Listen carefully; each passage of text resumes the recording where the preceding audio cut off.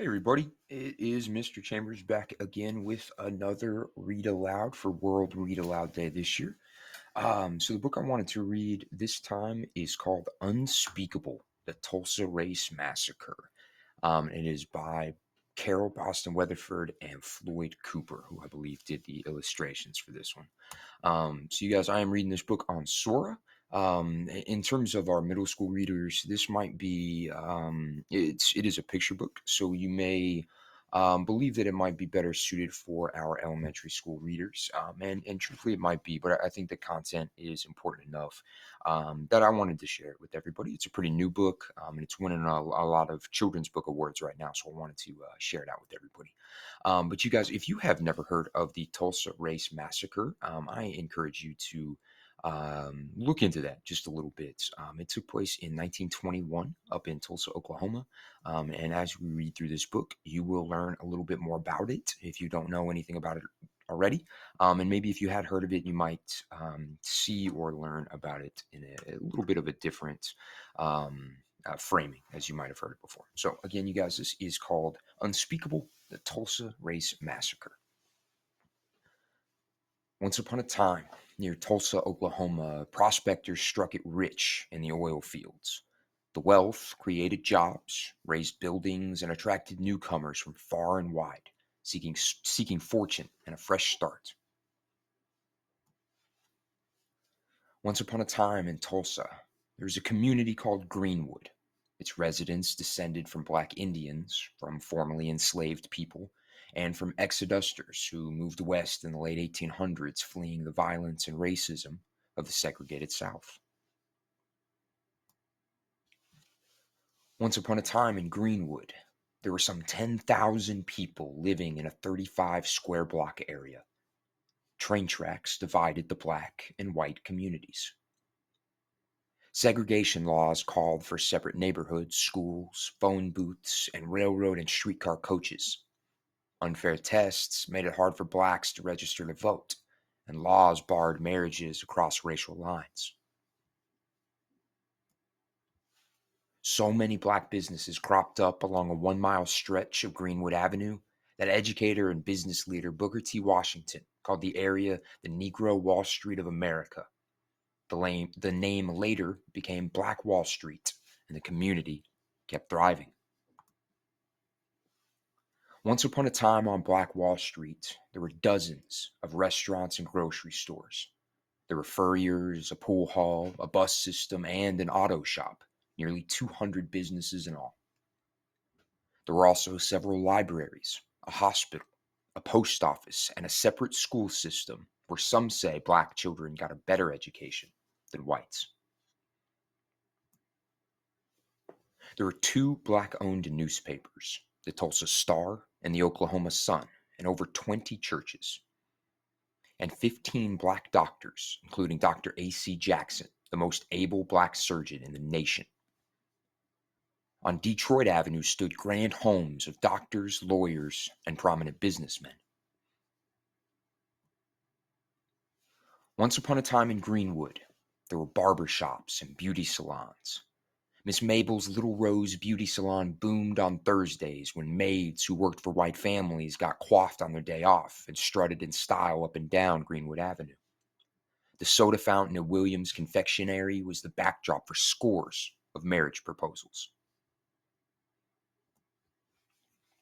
And there was the luxurious Stratford Hotel, then the largest black-owned hotel in the nation.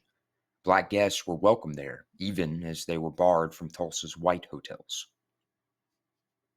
Once upon a time in Greenwood, there were two movie theaters, including the 800-seat black-owned Dreamland.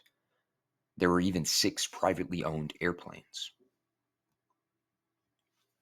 But in 1921, not everyone in Tulsa was pleased with these signs of black wealth, undeniable proof that African Americans could achieve just as much, if not more, than whites. All it took was one elevator ride. One 17-year-old white elevator operator accusing a 19-year-old black shoeshine man of assault for simmering hatred to boil over. With the accused man in jail, the white-owned Tulsa Tribune newspaper ran a headline prompting readers to nab him. Fearing the man would be lynched, killed by a mob before his trial, 30 armed black men rushed downtown to his rescue. At the jail, they faced off with 2,000 armed whites. On May 31st, 1921, one day after Memorial Day, a holiday honoring fallen soldiers, skirmishes between the two groups left 2 black men and 10 white men dead. But the worst was yet to come. Unable to get the jailed suspect, the white mob sparked rumors that the black community planned to attack. Unchecked and, in some cases, deputized by the police, the white mob stormed into Greenwood, looting and burning homes and businesses that blacks had saved and sacrificed to build. Threatening to shoot, the mob blocked firefighters from putting out the blazes. African American World War I veterans took up arms to defend their families and property, but they were outnumbered and outgunned. Families fled with only what they could carry. Once upon a time in Greenwood, up to 300 black people, including Dr. Jackson, were killed. Hundreds more were injured. More than 8,000 people were left homeless, and hundreds of businesses and other establishments were reduced to ash. The police did nothing to protect the black community. When the National Guard arrived the next day, all that was left to do was put out fires and move thousands of black residents into camps outside of Tulsa. As their community lay in ruins, black residents had to carry passes to enter the city. In the days and weeks that followed, some black Tulsans left and never returned. Others stayed and rebuilt the Greenwood community only to witness its decline in the 1960s. For decades, survivors did not speak of the terror. 75 years passed before lawmakers launched an investigation to uncover the painful truth about the worst racial attack in United States history. Police and city officials had plotted with the white mob to destroy the nation's wealthiest black community.